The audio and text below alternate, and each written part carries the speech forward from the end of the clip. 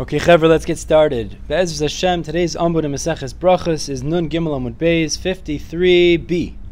We're going to have three topics of discussion today. The first topic we'll discuss is the requirement one has to be close or far potentially from a fire on Motzei Shabbos in order to make a bracha.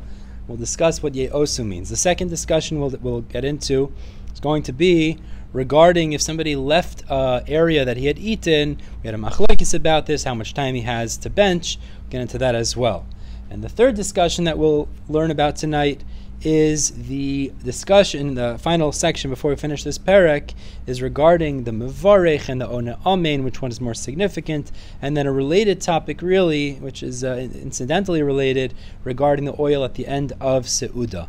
So Be'ez Hashem, let's get started. The top of Nun Gimel Amud Beis, first words on the page, Ve'ein mevarchin al haner ad she'osu.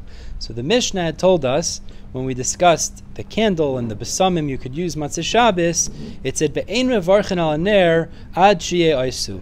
You can't make a bracha over the fire until you benefit from the fire. So the Gemara is going to have a machlokes here, a Amoraim, as to what it means benefit. What does that really mean? Rav Yehuda Maras. Rav Yehuda Marav says, Lo ye'osu mamish. It doesn't mean that you actually have to have benefit. Now, by that means mamish, Rashi explains, meaning you don't actually have to be right next to it. As we'll see in a moment. Elakol she'ilu oimed bekarev u'mishtamish la'ira. Rather, so long as if you were close to it and you would use the fire, va'afilu berichuk makoim, even if you're distanced, it would be acceptable. So let me just explain. Rav Yehuda Marav is saying, as long as the fire is strong enough that if you were next to it, you'd be able to benefit from its light, even if you're distanced from it and you could still see it, and you're not lemaisa benefiting in that way because you're not next to it, since being next to it you'd benefit from it, also at richuk makom, distanced, you're also allowed to make the bracha of borei ma'orea esh. Ravashi says the same idea. Berichuk makom shaninu. Ye'osu could also mean if you're distanced, as long as it's fit to provide benefit for someone who's close by. Meiseve asks the Gemara Kashma Braisa, if a person had a candle hidden in his lap, or in or in a lantern, or he saw a fire but he didn't benefit from it, he didn't use its light, or the inverse, he used its light and he couldn't see the fire, he's not able to make a bracha. You have to have both. You see the fire and you benefit from the fire. So the Gemara says, let's analyze this brisa. I understand the case of the brisa where you could benefit from a fire without seeing the fire. You're not allowed to make a bracha. But what's the case? The scenario is where the fire is at a corner, meaning you're on one side of the corner, the fire's on the other side of the corner, so you can't see the fire directly, but you could benefit from its light. And the brisa tells us you can't make a bracha in such a case. But what is the scenario that you see the fire and you don't benefit from its light? What would be that case? Lav demerachka. Is it not a case that you're distanced? Meaning, you're at a distance, there is an element of seeing the fire, but it's from far away. Since you're not close enough to actually benefit from it in that way, because you're not close, you're not allowed to make a bracha zakta brisa. That seems to be the case of the brisa. Kashan Rav Yehuda Marav. So the Gemara says, Loi. No, really, as long as it's a strong fire that you could benefit from, even if you're distanced and you can't because you're far away, you could still make a bracha as if you could see it. So what's the case of the brisa then, that you could see it but you can't benefit? The case is where it's dying out. Meaning if you have a fire that it's slowly dying out, it's dwindling. So this is a scenario, you see the fire but it's dying, you can't benefit from that, and that's why you wouldn't make a bracha. But enachinami, if you would see a healthy fire, even from a distance, that would be considered, according to Rav Yehuda Marav, ye'osu la'oro, and you'd be allowed to make a bracha, no problem.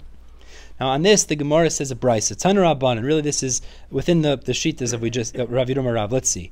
So the brisa says as follows: Gechalim loy chashos. If you have coals, literally it means that are whispering. What it means is that they're glowing. I mean, you have coals that still have heat and they're glowing. Mevarchen aleyan, you'd be able to make a bracha on them. Meaning, as long as they're glowing, and we'll see in a moment how we're magdir this, but you could still make a bracha borei me'orei eish on these coals. Omemos, however, if those coals are dying, the fire's dwindling, ein mevarchen alein, you'd not be allowed to make a bracha on those coals of borei me'orei eish. So the Gemara asks, heichi dami lo chashos. What is the scenario of coals that are dying, that are dwindling? What is that case? The opposite of lo chashos, where they're glowing. What is the case where they're glowing that you could make a bracha? So Rav Chizda says, Kol she'ilu machnis letochan kisem. If you'd put inside of those coals a little chip of wood or of cheres, some sort of a chip, v'doilekes me'eleha, and it would become lit by itself, meaning it's so hot and light that it would be able to become lit. If you'd put a little piece of wood or something of that nature inside of it, that's considered lo chashos, and you'd be still allowed to make a bracha. However, in the opposite, if it's dwindling, you can no longer make a bracha. Now the Gemara tangentially wonders, this word that we've been using to describe a diminishing fire, omimos. So ibailu, the Gemara is a shaila. Omimos o omimos. So if you don't have a Gemara in front of you, you can't appreciate that shaila. It's with an aleph or with an ayin. What is the lashon that's appropriate to refer to a dying fire? Tashmas, the Gemara says, bring a raya. Damar of Chizda bar Avdimi, the pasuk says in Yecheskel, it says Arazim, talking about Malchus Ashur and their might. It says Arazim lo amemuhu, the cedar did not make it dwindle. Began Elokim, in the garden of Hashem. Now this is referring to Ashur, and we see that the terminology used to describe them is amemu with an ayin, so that's the language referring to a diminishment. Now that's all within the position of Rav Yidom Rav. So when it says Ye'osu la'oro, as long as it's a strong fire that if you were close by you'd benefit, even if you're at a distance and you could still see it, that's sufficient to make a bracha borei me'orei eish. But Rava argues, and he says, no, Ye'osu mamish. You actually have to be close to the fire. Now, the way Rashi explains is, Ye'osu mamish means you have to be close enough that you could benefit from it, meaning you just have to be at that distance. You don't actually have to be benefiting, but as long as you're close, the distance that would be sufficient to benefit, it's sufficient to make the bracha as well. V'kama, and how much is that? So there's two ways the Gemara describes how this is considered close to a fire that you could benefit. Omar Ula, so Ula is the first sheet. He says Kadesha Yakir ben Isser lepunjon. There's two coins, an Isser and a punjon. They're similar type coins. If you're close enough to the fire that you can distinguish between two similar coins, that's sufficient to make the bracha according to Rava. Chizkiah says you have to be close enough that you could distinguish between the weight.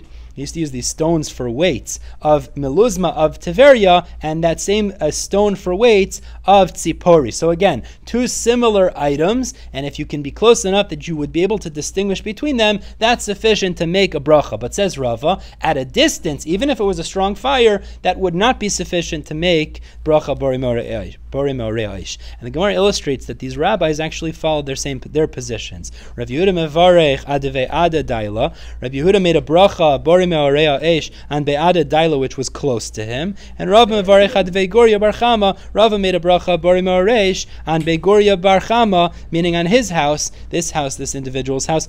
Rav Yehuda made a bracha on the house that was even at a distance, and Rava made a bracha on the fire that he saw only at a close distance, at a very close proximity, l'shitaso, as we just explained, to be allowed to make borei me'orei eish. Now, Abaye mevarich adebei baravua. Abaye made a bracha on baravua. It's not clear what Abaye's position really was, if it was like Rav Yehuda or like Rava, but that's not clear from the Gemara. Amar Rav Yehuda Amar Rav.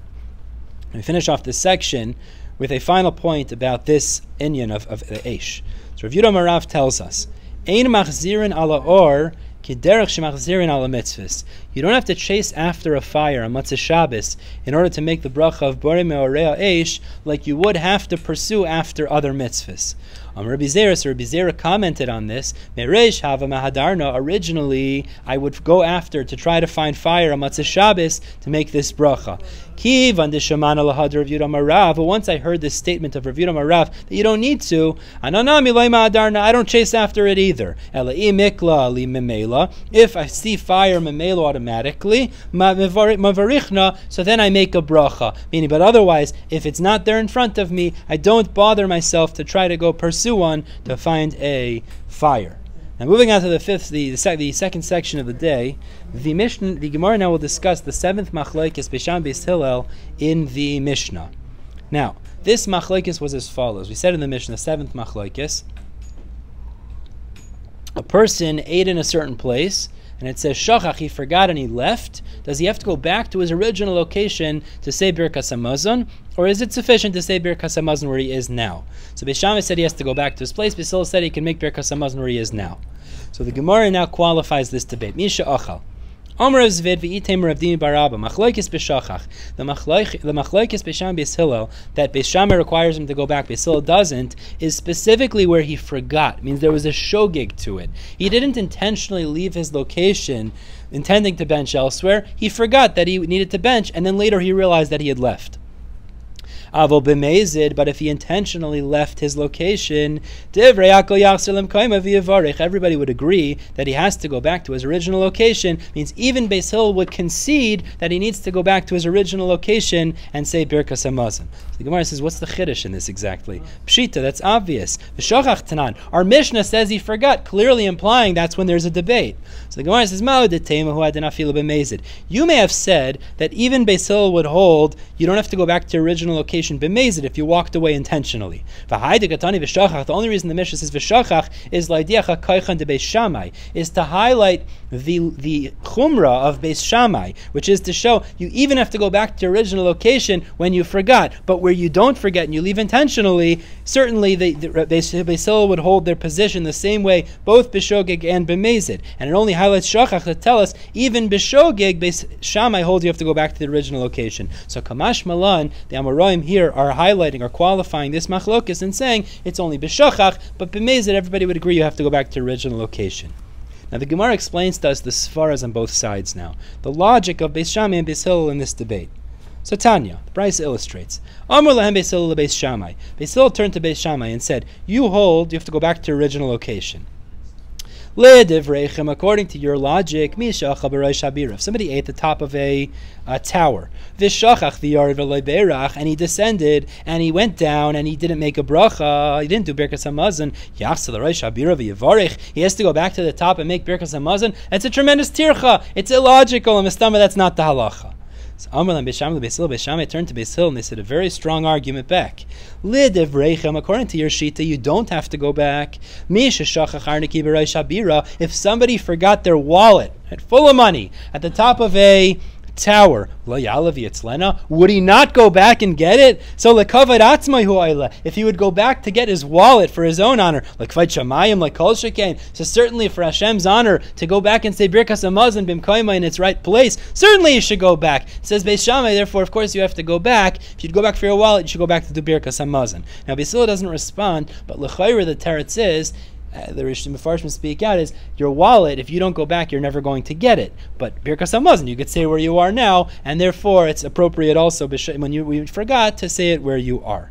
But the Gemara illustrates a couple of stories now to highlight the importance of returning, even though that's not necessarily, as we'll see, that's Beis Hillel seems that you don't have to, but still we see from these stories how important it is to bench where you are and perhaps to go back anyways. The Gemara tells us, Hano Trei Talmidi, there were two students. Chad Ovid b'shogig. So one person left his place unintentionally that he had eaten, and Chad Ovid b'shogig Beis Shammai, and he returned like Beis Shammai said to do Birkas Hamazon. And he found there a wallet of gold, meaning it seems to be it was almost like a haftacha. Beis Shammai said, if you'd go back to retrieve your wallet, you should go back for Birkas Hamazon. So he went back and Hashem gave him the schar, which was a wallet of gold. The other one did intentionally like Beis Hillel, meaning he walked away and he didn't go back to do Birkas Hamazon, even though in that case l'chayr you would have to. It ended up getting eaten by a lion, because that's really wrong. HaKadosh Baruch Hu punished him. Now the Gemara tells us one of the most famous stories in Shas about this halacha. Rabba bar Barchana have a ka'azal b'shayarta. Rabba bar Barchana was traveling in a moving caravan. Achal ve'ishtali v'lei barich. So what happened was, he had eaten, the caravan had moved on, and then he remembered, I forgot to do Birkas Hamazon where I had eaten. So Amar Hechi Avid, what should I do? He said, what should I do? If he said, if I tell the people I forgot to do Birkas Hamazon, so they'll tell me, Baruch Hacha, do Birkas Hamazon here. Wherever you're benching, Hashem hears your benching. He's not going to appreciate, and Taka, they're right, that's the halacha like Beis Hill, but they're not going to appreciate how sensitive I am to bench in the original place. So he said, Mutav da'amina lahu ansha yaina de dahava. He said, it's better that I tell them I forgot a golden dove. And then they'll be agreeable that they'll stay here. I'll go back there to do Birkas Hamazon, because if they won't stay and travel on, it's a sakana for me, I guess, in the desert, in a no man's land. But they will wait if I tell them that I forgot a significant amount of money, a golden dove, and then they'll wait here and I'll come back after I benched. So Amar lahu, he said to them, naturally wait for me to ansha yoina de dahava, because I forgot a golden dove. And indeed he went and he benched and he found a golden dove. And the Mefarshim speak out is that l'chayra, this is lying. So either you say it's permissible in this circumstance to lie for the importance of this halacha, or you say Taka, he held Birkas Hamazon was so significant like a golden dove, so it wasn't actually a lie to say I have to go back because I forgot that. Asks the Gemara, Umayshna Yaina, what's the reason that Hashem gave this type of a symbolism of a dove? Because the Jewish people are compared to a dove. Like the pasuk in Tehillim tells us, Kanfe Yaina nechba bekesef, the wings of the dove are coated with silver, and their pinions, which is the top of the wings, are covered in valuable gold. So what's the comparison? Just as a dove is only saved by its wings, Af Yisrael, the Jewish people are only saved by the mitzvahs. So Rashi explains, what does it mean a dove is only saved by its wings? Rashi explains it means that either it flies away when it's attacked, or it defends itself with its wings, unlike other birds, as the Musaf Rashi here points out, that defends itself with its beak. They defend themselves with their beak. A Yona, a dove, defends itself with its wings. So in a similar way, the Jewish people are saved, are protected with their mitzvahs. Let's move on. Arei Masai hu mevarich. So we said in the Mishnah, how long does someone have in order to continue to say Birkas Hamazon if he didn't bench it after his meal? Mishnah said, shiur equal. It's the measure of time of digestion. Asks the Gemara, kama shiur equal. Well, how much is the time of digestion? What is the measure of digestion? So we have two shittas. Rabbi Yochanan Reish Lakish. Amar Rabbi Yochanan kol zman she'eino ro'ev. It means that he ate and he's not hungry yet because of the meal that he had already eaten. Reish Lakish Amar kol zman she'itzameh machmas achilasai. As long as after he ate and he didn't drink with his meal, and there's a certain amount of thirst that a person will experience if he doesn't drink along with his food, until his food digests, he'll still experience that thirst. So as long as he has that thirst from not drinking with his meal, he could still say Birkas Hamazon. Amar Rav Yemar bar Shalmai lemar Zutra, v'amri Rav Yemar bar Shizvi lemar Zutra. Miyomar Reish Lakish hachi. The Reish Lakish say this is the measure. As long as he's thirsty because he didn't drink with his meal, he could still say Birkas Hamazon. V'ha'amar Rav Yemar Reish Lakish kama shiur equal. But Ravami said in the name of Reish Lakish, how much is this shiur equal? K'dei lahalach arba milin. So there he says in order to walk 4 milin, and it takes 18 minutes to walk a mil, so 72 minutes. So l'chayri, that's a different measure how long you have to bench after eating. So the Gemara says like kashya, not a problem. Really, Reish Lakish was giving two different measurements depending on the circumstance. Kan ba'achila meruba. Now we'll go with Rashi. Rashi says if you ate a large meal, so you have till 4 mil, which means you have up till 72 minutes. Kan ba'achila muetes. Whereas if you eat a smaller meal, so then you have only this measure of the amount of time you'll continue to be thirsty because you didn't drink with your meal, which seems to be less, and therefore you'll have a smaller amount of time. So really, Reish Lakish was giving two different measurements based on two types of meals. Taisvus learns the exact opposite, Ayin Sham, and he says an interesting idea. Continues the Gemara. Let's move on to the final section of the day. So he said in the Mishnah that if a Yisrael makes a bracha, The halacha is, even if you only hear the end of the bracha, you're still allowed to say Amen, because you know he's davening to Hashem. Whereas if a kusi says a bracha, you have to hear the beginning, because he might be davening to the Yoina, the Avodah Zarah they created on Har Gerizim. But the Gemara says, assumption here is, we're talking about a scenario where you're trying to be Yaitze with the bracha. L'meimras, the Gemara says, l'chayr, this would imply, to Yisrael, afal gav d'leishama kula bracha, that when it comes to a Jew, even if you don't hear the entirety of the bracha, the halacha is, you could still answer and be Yaitze the mitzvah, whatever the bracha is necessary for. The problem is, but if you didn't hear the bracha entirely, how are you Yaitze? Means whenever you're trying to be Yaitze with somebody else, you have to hear the entirety of the bracha. I saw brought down, used to be when they did Zimun, one person would say all of Birkas Hamazon out loud. The reason we stopped that is because other people were Yaitze, but they couldn't hear all of the words, they couldn't be Yaitze. So therefore people say it on their own. By the way, we deal with people that are not necessarily as observant. It's kedai to say it out loud, because you could be Yaitze them. That's the halacha. We have arvos. But the kasha the Gemara is saying is, how could you be Yaitze? We're assuming you're just hearing the latter half of the bracha, how are you Yaitze? No, we're talking about you're not being Yaitze. You just want to say Amen. You didn't eat with them, so you just want to say Amen. So you can say Amen when you hear the end of the bracha, no problem. Again, same idea. It's not where you're being Yaitze. You just want to say Amen, and with a Yisrael you could say if you hear the end of it as well. Now we have a famous Gemara here that contrasts, as we're about to see, what's more important, to say the bracha, to be the mevorech, or to be oina amen. So Amalei Rav L'chia Brei, Rav said to Chia's son, Bri, my son, chatoifu brich, if you have an opportunity to lead Birkas Hamazon, take the kais shel bracha and lead it, because to be mevorech, to make the bracha, is more significant than saying amen. V'chein amar Rav Huna l'Rabba Brei, and Rav Huna said to Rabba his son, chatoifu brich, take the kais shel bracha and make the Birkas Hamazon. L'meimras, the Gemara says this would imply the mevorech adif, that the one who leads, the mevorech, is more significant than the one who answers amen. So the mimanda ani amen. V'hatanya, the problem is the Brisa says Rabbi Yossi Rabbi Yossi is a Tana. Gadol hayna amen yosemina mevorech, that it's greater to say amen than it is to lead the bracha. And Amar le Rabbi Norai, on the same note, Rabbi Norai backed him up. He said, Hashamayim kenhu. Actually, I swear by Shamayim that's the reality. Ayna amen is more significant. Teda shaharei, give an example. Gul yarin yardenu misagrin b'melchama. First, when it comes to war, they would send the less significant soldiers to begin the battle, and v'giborim yardim u'menatzchin. And then the stronger warriors would come afterwards, after the cannon fodder were destroyed. The shvacha soldiers, they would come and win the battle. So l'chayra, in comparison, we're saying is, the oynim amen are more significant. So frek the Gemara, how could they argue on a Tana? So the Gemara answers, it's machlekes tanoim, no problem.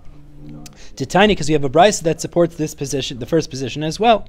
Amen. The brisa says both the one who makes a bracha and the one who answers amen, b'mashma, they're both included in the pasuk. Rashi says a pasuk in Nehemiah. So he calls it Ezra Nehemiah. They're both included in the pasuk. Ella. But the one who says the bracha initially gets more of a schar immediately than the people who answer amen. And they're both right. Shmuel asked Rav the following shaila regarding answering amen. Are you allowed to answer amen after the bracha of little children? So Rav answered, you can answer amen after everyone, besides for the children, because they're not making the bracha with the proper kavanah necessarily. It's just to teach them how to make a bracha, so you don't say amen there. And this is only, Rashi learns it means not at the time of the haftarah. But haftarah, which actually we learn in Maseches Megillah, children are allowed to do haftarah and maftir and haftarah. So there you would answer amen, because l'chayra, they know what they're doing. So mela, they're being mitzvah, and you could say amen properly. Now we finish off with a final discussion here, which has to do with oil that was brought at the end of the meal. So we do mayim achronim at the end of a meal. They used to bring oil with besamim inside of it and wash off the suama, the shmutz that was on their fingers from the food. So the Brisa says as follows: Tanu Rabbanan, Shemen ma'akev esabrocha divrei Rabbi Ziloi. Rabbi Ziloi says that oil will prevent the bracha. Now Rashi says 2 points over here. What do you mean it prevents the bracha? Number one is that when it comes to Birkas Hamazon, you're not supposed to do Birkas Hamazon until you use that oil to clean your hands. Not appropriate. Two, and this is how, there's two girsais actually in Rashi. The Bach has a different girsa. But the Rashi says as well, you're allowed to be soymech on your original bracha that you said and continue to eat until you've put this oil on your fingers. That's a siluk. That's a removal from the seuda, and now you can't rely on the original bracha. That's Rabbi Zilai's shita. Rabbi Zivai says, no, it doesn't prevent it. It is not necessary, and it doesn't stop you relying on original bracha. Rabbi Yacha says no. Shemen toiv, if it's a good oil, and Rashi says for someone that's ragil in it, that would prevent you and not be be necessary before Birkas Hamazon. Shemen toiv ma'akiv. Rabbi Zu'ma yomer kishem shemezuam pasal avoda. Just as if your hands are dirty or you're sweating, you're pasal to do avoda. Beis Hamikdash kach yadayim mezuam es psulas lebracha. So if you have dirty hands, you shouldn't do Birkas Hamazon either. I didn't hear any of these shitas. I know a brisa. There's a brisa that says the following, which actually puts this in a pasuk. To Amr Rav Yudah Amar Rav Amr Lav Masnisa Tana, pasuk says as follows: the brisa, the Hiska Dish, then pasuk says you shall be holy. Elu Mayim Rishonim. That refers to washing hands before the meal. The Yisem Kedoshim, you shall be holy. Elu Mayim Achroinim. This refers to washing your hands after the meal. Ki Kadosh Ani, because I am holy. Zeh Shemen. This refers to from a pasuk, washing your hands with this oil at the end of a meal. And Yashem Alekeichem Su Bracha. And then you say Yashem Alekeichem, you do Birkas Hamazon. Okay, Baruch Hashem, we finished the 8th parak. Adron Lachilu Dvarim, Adron Lachilu Dvarim, Adron Lachilu Dvarim. Ezra Hashem will pick up with the 9th parak and Dalet Amud Aleph tomorrow. Everyone have a wonderful day.